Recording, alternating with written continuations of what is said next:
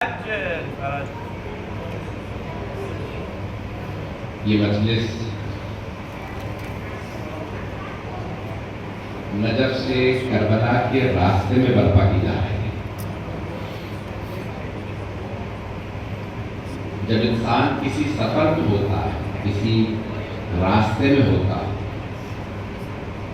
تو اس کا مقام وہی ہوتا ہے جو اس سفر کا ہوتا ہے۔ انسان کی جو زندگی کا مقصد ہو، اس کی ارزش اور قیمت اتنی ہی ہوتی ہے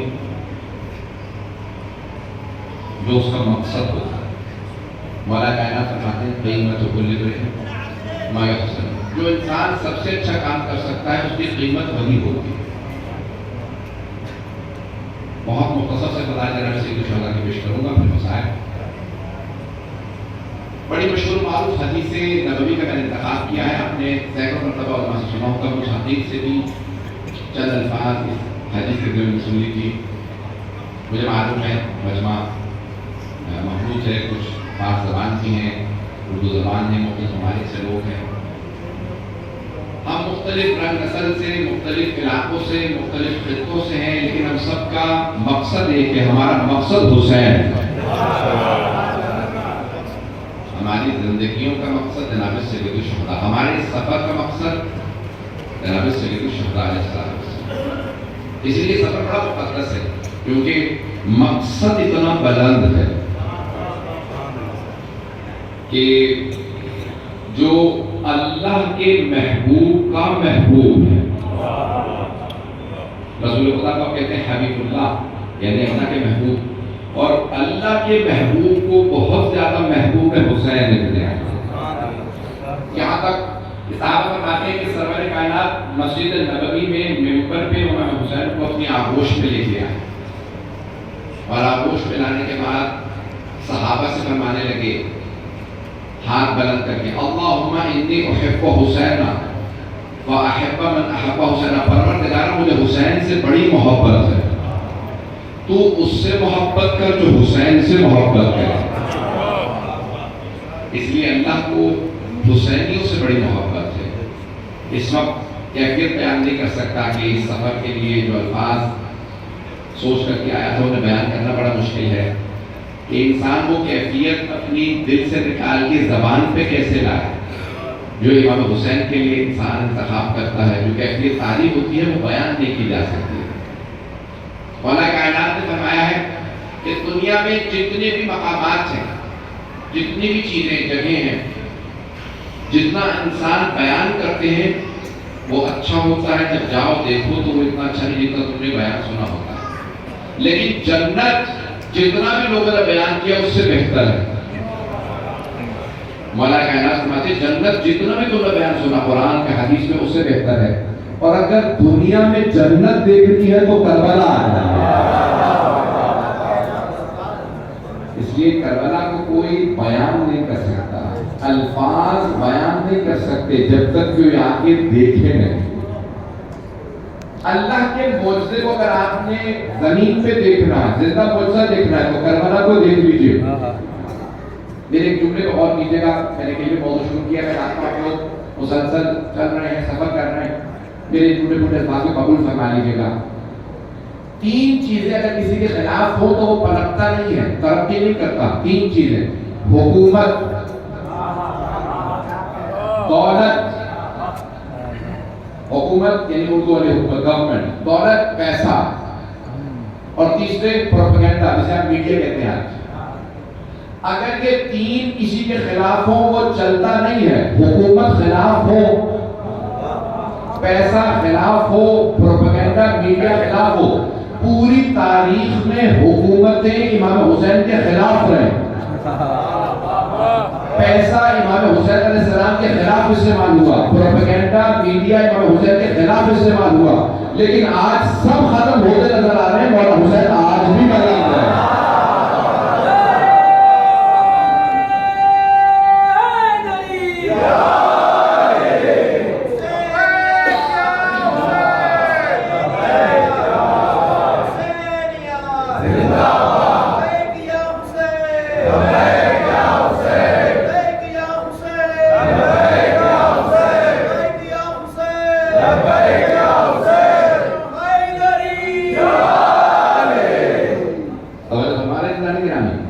یہ تمام چیزیں جناب سید الشہداء حکومتیں صرف یزید خلاف نہیں تھا، ہر آنے والی حکومت امام حسین کے خلاف استعمال ہوئی. لوگوں نے کتنی دولت امام حسین کے خلاف استعمال کی، کتنا پروپیگنڈا امام حسین کے خلاف کیا گیا ان مجلسوں کے خلاف. دیکھیں تھوڑی سی توجہ کر لیجیے گا، اسلام کے خلاف بھی یہ 3 پروپیگنڈے استعمال کیے گئے. 3 طبقات ہوتے ہیں معاشرے میں، مرد، خواتین، بچے، تینوں کو دور رکھنے کے لیے اسلام میں بھی پروپیگنڈے ہوئے.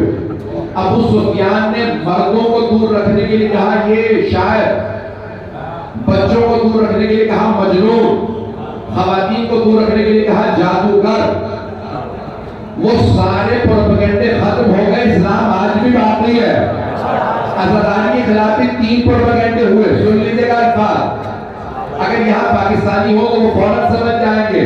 تو سب سے زیادہ پروپیگنڈا پاکستان میں کیا آزادی کے خلاف. مرد مجلسوں میں جائیں گے تو نکاح ٹوٹ جائیں گے، اگر خواتین جائیں گی تو بے حرمتی ہوگی، بچے جائیں گے تو زنا کر کے دیگ میں ڈال دیں گے. کتنے پروپیگنڈے کیے گئے، سارے پروپیگنڈے فیل ہیں. حسین آج بھی عظیم ہے.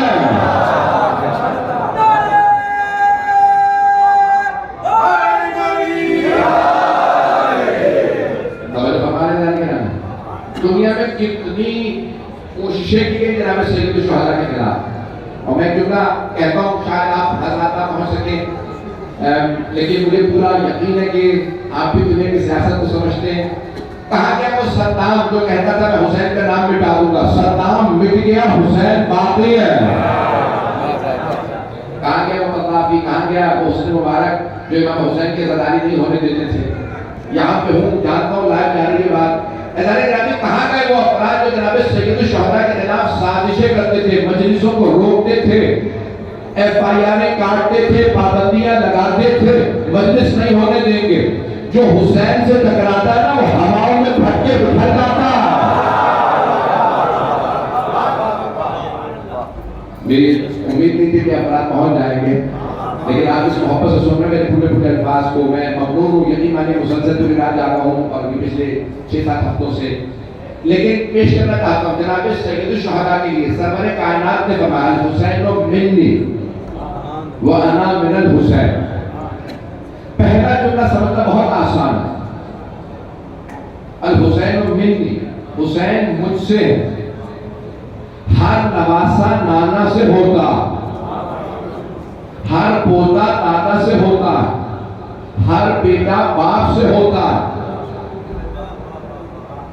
سرور کائنات فرمانے حسین مجھ سے. یا رسول اللہ یہ پہلا جملہ سمجھ میں آ گیا، حسین آپ سے. یہ دوسرا جملہ سمجھنا بڑا مشکل ہے، وَأَنَا مِنَ الْحُسَيْنِ.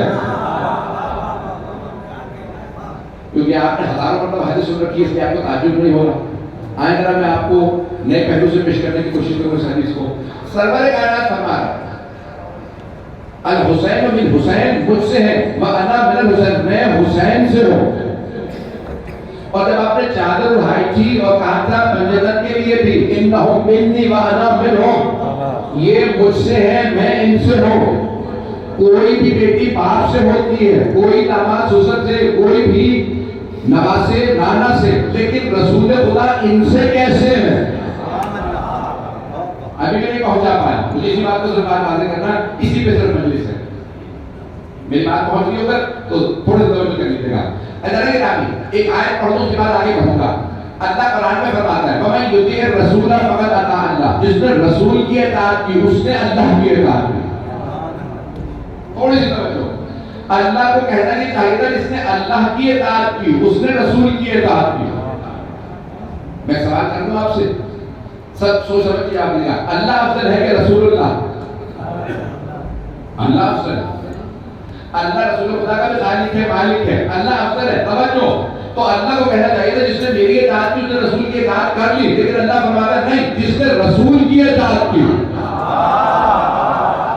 اس نے اللہ کی اطاعت کی.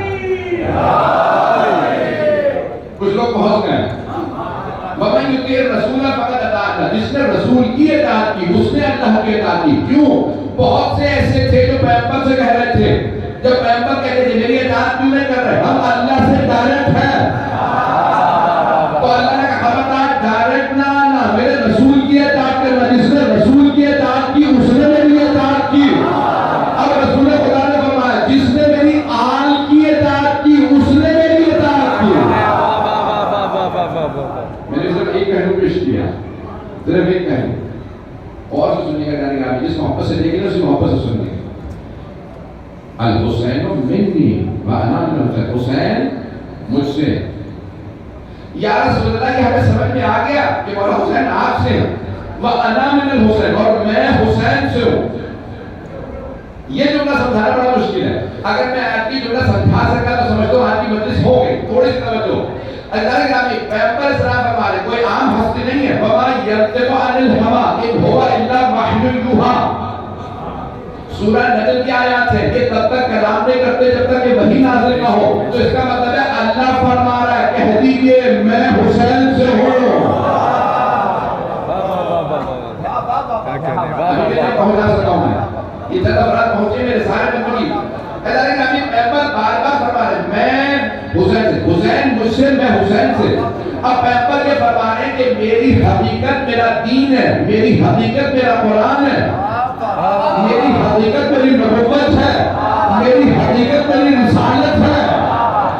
اگر میں باقی تو یہ سب چیزیں باقی، یہ چیزیں باقی تو میں باقی۔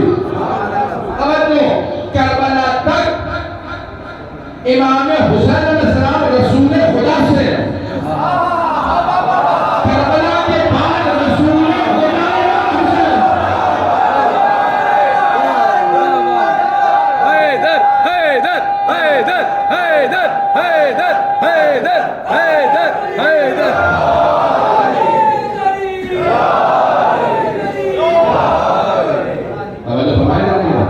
کیا کہتے ہیں بھائی؟ واہ واہ واہ واہ، سلامت رہیے۔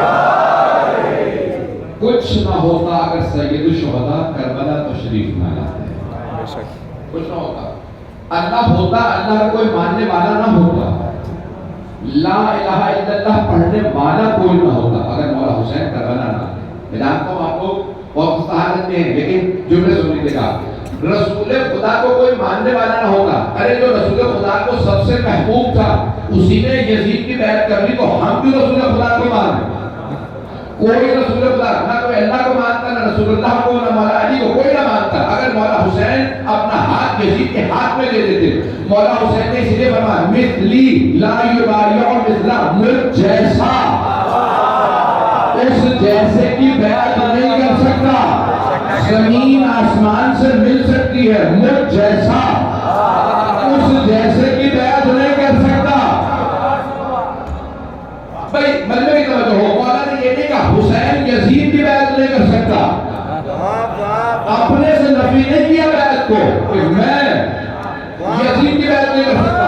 آپ نے فرمایا مجھ جیسا اس جیسے کی بیعت نہیں کر سکتا، مجھ جیسا کوئی بھی امام اس جیسے کسی خلیفہ کی۔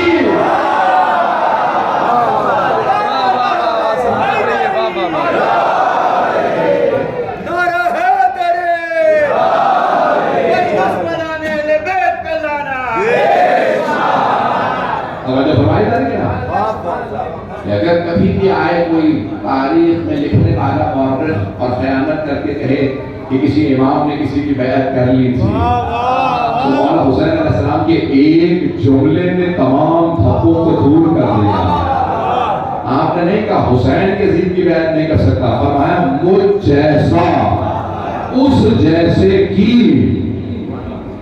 توجہ، یہ جملہ کہہ رہا ہوں بہت معذرت کے ساتھ، اگر کسی کو برا محسوس ہو پہلے سے ہاتھ جوڑ کے معذرت کرنے کے لیے تیار ہو، لیکن میرا یہ عقیدہ، میں اپنا عقیدہ چھوڑنے پہ تیار نہیں ہوں۔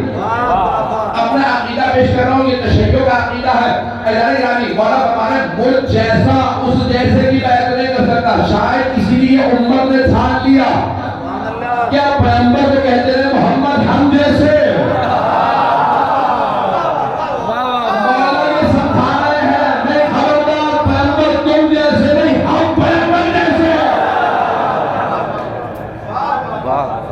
امت رسول خدا جیسی نہیں، صرف آل پیغمبر رسول خدا جیسی۔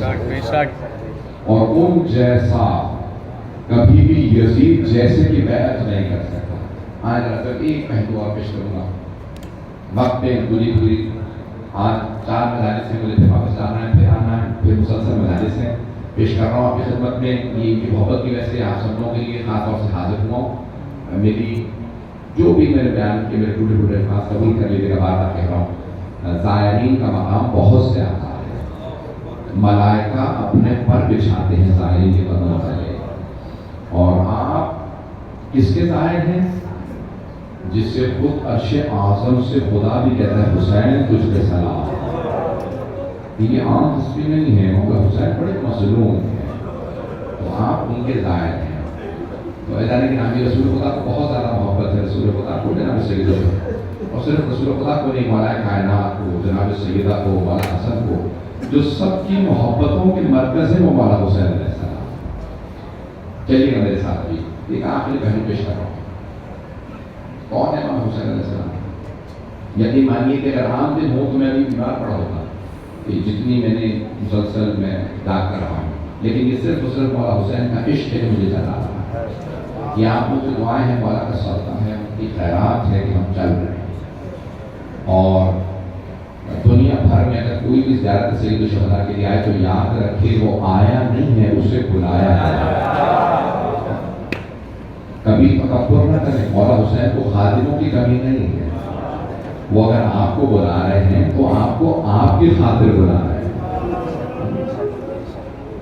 کامل زیارت میں مولا نے یہاں تک لکھا کہ مولا حسین اپنے ہر زائر کو اس کے نام سے حسب نسب سے پہچانتے ہیں. ایک زائر ہر زائر کو پہچانتے ہیں. اور قیامت تک کے لیے میں بھی احادیث دیکھ رہا تھا، بہت زیادہ میں نے احادیث دیکھی، کوشش کیا کہ میں مطالعہ پیش کروں.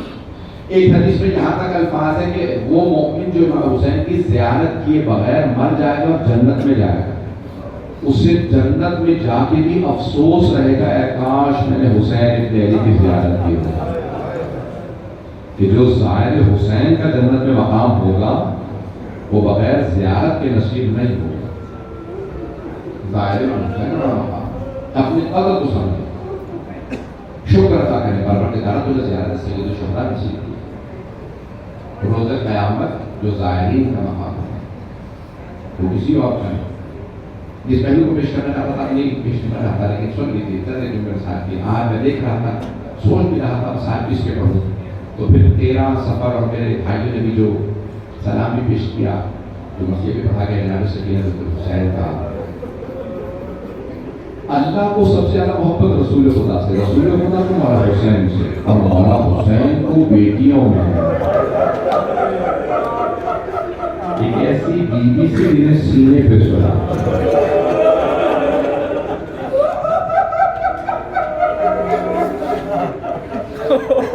میں جانتا ہوں لوگ بہت بہت دور سے آئے ہیں، لیکن آپ دیکھ رہے ہیں نا موقع پہ بھائیوں نے قالین بھی بچھایا ہے.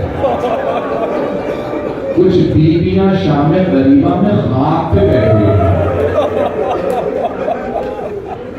مجھے بتایا کہ یہاں پہ بہت خرچہ کیا جاتا ہے، احترام کیا جاتا ہے، آپ کو تبرک مل رہا ہے. اور اگر کوئی بہت زیادہ پیاسا ہو تو اسے پانی بھی پلا دیا جاتا ہے. کوئی رونے والا پیاسا نہیں رہے گا. بڑے بڑے علماء نے جملہ لکھا ہے، سب سے زیادہ ائمہ معصومین کو کس بات کا دکھ تھا، غم کس بات کا تھا؟ تو فرماتے ہیں 2 باتوں کا بہت غم تھا. 2 باتوں کا، حتیٰ شہادتوں سے زیادہ 2 باتوں کا غم تھا. جانتے 2 باتیں کون سی تھی؟ ایک بچوں کا کہنا العذاب، جب چھوٹے چھوٹے بچے کہتے تھے نا ہائے پیار، جناب سید الشہداء برداشت نہیں کرتے تھے. ساتھی کوثر کے بیٹے ہیں اور انہی کے بچے پیاس سے. مولا سے بچوں کی پیاس برداشت نہیں ہوتی. کہا اور شہادت سے زیادہ 2 باتوں کا غم، ایک بچوں کی پیاس کا اور دوسرے بیویوں کے پردے کا. بیویوں کے پردے کا بہت غم تھا. چلیے بات میرے ساتھ ذرا ایک بیوی کی کچھ جملے مسائل پہ پڑھنا چاہتا ہوں. نام ہے سکینہ، شاید سکون کا سبب بنتی ہے. کوئی باپ سینے پہ سلاتا ہے. آپ جانتے ہیں نا ہر باپ کو بیٹی سے بڑی محبت ہوتی ہے. اور اگر یہ پتا ہو کہ اس بیٹی کو تماچے لگے ہوئے ہیں, یہ پتا ہو کہ زندان میں رہے گی, تو محبت اور زیادہ بڑھ جاتی ہے. میں بھی بیٹیوں والا ہوں. مجھے بھی میرے بھائی بتا رہے تھے کہ خواتین بھی مجلس سن رہی ہیں اور بہت سے مرد اور خواتین اپنے چھوٹے بچوں کے ساتھ ہیں. ابھی جو بھائی مجھے لے کے آئے نا کہہ رہے تھے کہ مولانا آج تو گرمی اتنی نہیں ہے, عاشورہ میں بہت زیادہ گرمی تھی. میں ہاتھ جوڑ کے سوال کروں آپ سے, اگر آپ میں سے کوئی ایسا بھی مرد ہے جس کے ساتھ چھوٹی بچی آئی اور اسے یہ پتا چلے کہ بچی بے ہوش ہو گئی, تو کیا سوال کرے گا؟ یہی سوال کرے گا نا, بچی کو پانی پلا دیا نا. کوئی ایسا تو نہیں ہے جو یہ پوچھے بچی کو تماچا کس نے مارا تھا. ہائے شام غلیبہ, ہائے شام غلیبہ. ایک سوال کروں, آپ کے رونے پہ پابندی تو نہیں ہے؟ جب آپ روتے ہیں تو کوئی تازیانہ تو نہیں مارتا. جب جناب زینب مدینے واپس آئی تھی نا, تو بیوی نے ایک مرتبہ دونوں ہاتھ روضہ رسول کے دروازے پہ رکھے اور بلند آواز سے رو کے فرمایا, یا جدہ انی ناعیت الیک بولدک الحسین, نانا میں آپ کے نواسے حسین کی سنانی لائی ہوں. روایت کے الفاظ ہیں, سارے مدینے والے روضہ رسول پہ جمع ہو گئے تھے. سب نے جب بیوی کے جملے سنے نا کہ بیوی فرما رہی ہے, نانا میں 70 قدم کے فاصلے پہ کھڑی تھی جب شیخ نے حسین کا امامہ اٹھایا.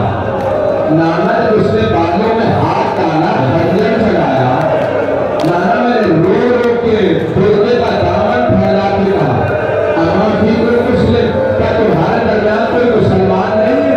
یہ تمہارے نبی کا نواسہ. آپ کربلا کے راستے میں.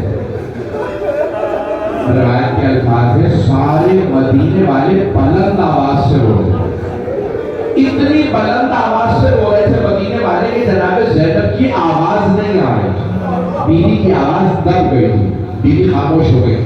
جب سب روتے روتے تھک گئے, خاموش ہو گئے, تو پھر بیوی نے ایک سوال کیا, نانا اگر نامحرموں کا مجمع نہ ہوتا, میں اپنی کلائیوں سے چادر ہٹاتی, نانا میں بازوؤں کے پشت کے نیل بٹھاتی. نانا آپ کی امت نے مجھے بڑے تانے آنے ڈالے.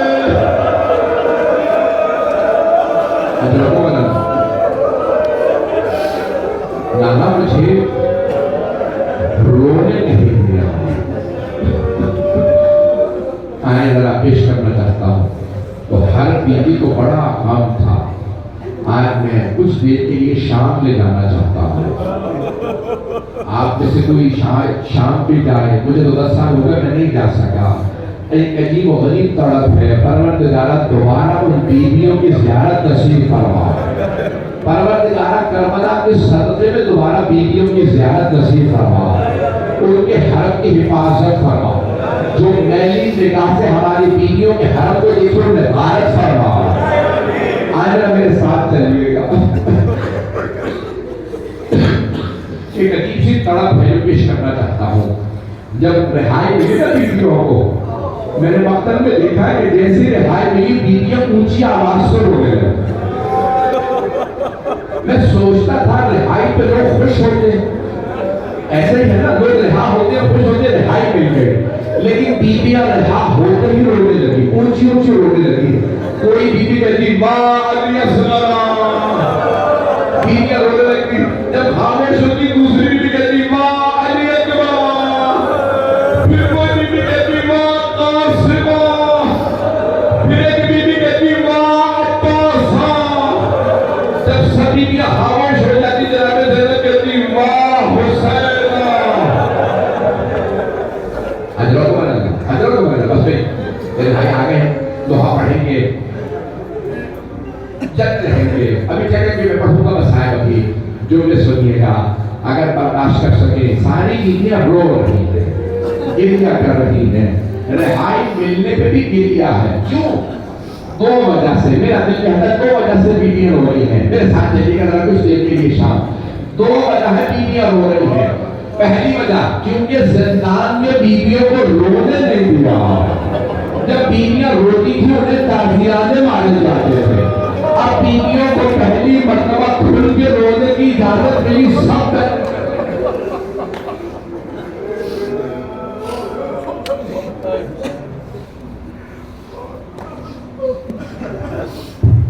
سب بین کر رہی ہیں, گریا کر رہی ہیں.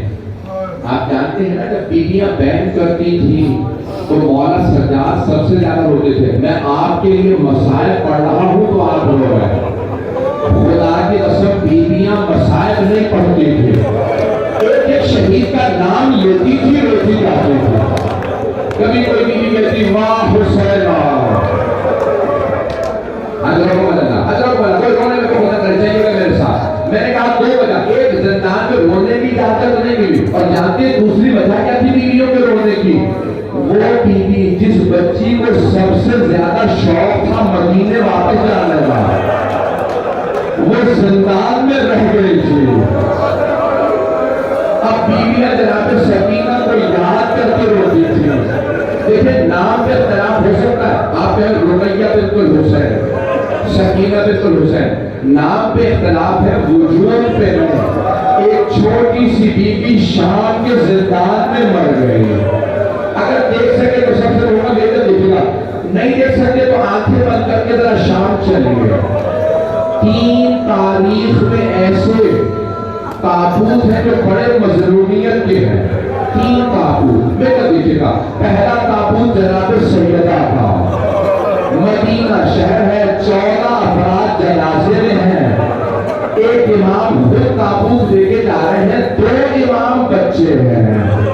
ماں کے تابوت کے دیکھ رہے ہیں, بڑا مظلومیت کا تابوت ہے. دوسرا تابوت جو پورے بغداد پہ رکھا گیا, 4 مزدوروں کو پیسے دے کے دھوپ میں جنازہ رکھوا دیا. اجرکم اللہ. یہ امام موسیٰ کاظم علیہ السلام کا تابوت. اور جانتے ہیں تیسرا تابوت کس کا ہے؟ شام کا زندان ہے. ایک چھوٹی سی بیوی کا تابوت ہے. بھائی کے گلے میں توق ہے, ہاتھوں میں زنجیریں ہیں, پاؤں میں بیڑیاں, اور رو رو کے کہہ رہے ہیں 72 کے جنازے اٹھانے والے میرے بابا, اپنی بیٹی میں جنازہ.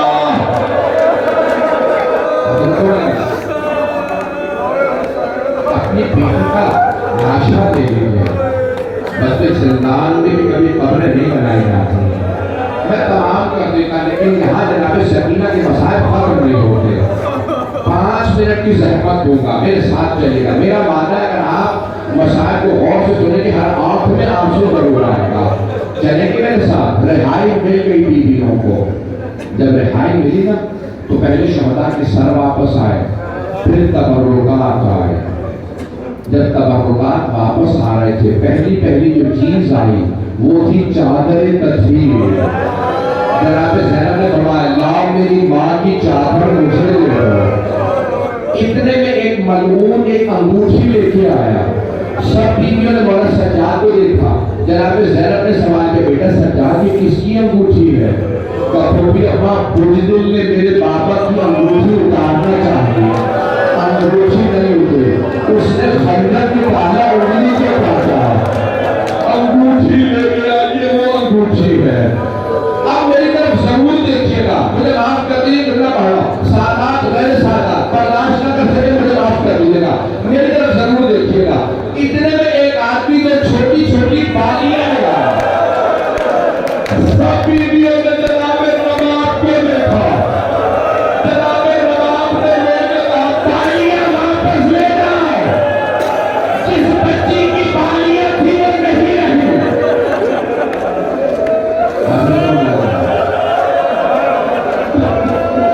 یہ بالیاں واپس لے جاؤ. جس بیوی کی بالیاں تھی اب وہ نہیں رہی. میں نے تمام کر دیا. ایک آخری جملے کی زحمت ہوگا. جب 3 دن تک بیویاں شام میں روتی رہی, تیسرے دن مولا سجاد نے فرمایا وہ بھی اماں بیویوں سے کہتے کل صبح ہم مدینے واپس چلے جائیں. بیویاں تیار صبح تو مدار ہوئی. مولا سجاد نے جناب زینب سے سوال کیا پھوپھی اماں کیا بیویاں تیار ہیں؟ جناب زینب نے فرمایا بیٹا سجاد سب بیویاں تیار ہیں لیکن نہ جانے آپ کی ماں رباب فجر کے بعد کہاں چلے گئے ہیں.